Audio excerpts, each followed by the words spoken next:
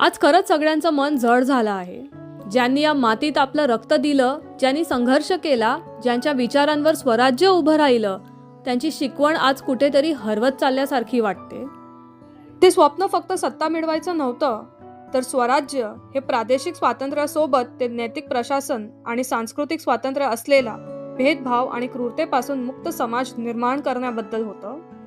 कितीतरी जणांनी स्वतःचा श्वास अर्पण केला फक्त यासाठी की आपण मोकळेपणाने श्वास घेऊ शकू. आज श्वास तर आहे, पण तो कुठेतरी गुदमरलेला आहे. आजचा सामान्य माणूस सतत एकच प्रश्न विचारतोय, आपण नेमकं कुठे चाललो आहोत? पूर्वी युद्धभूमी होती, शत्रू दिसायचा. आज युद्धभूमी मनात आहे, घरात आहे, समाजात आहे.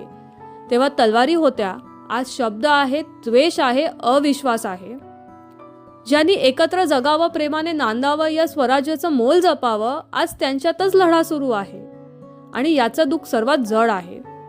आज इतिहास आठवतोय आणि वर्तमान बोचतंय. ही लढाई जिंकली तरी आपण हरतोय, कारण स्वराज्य विसरण्याची किंमत फार मोठी होणार आहे.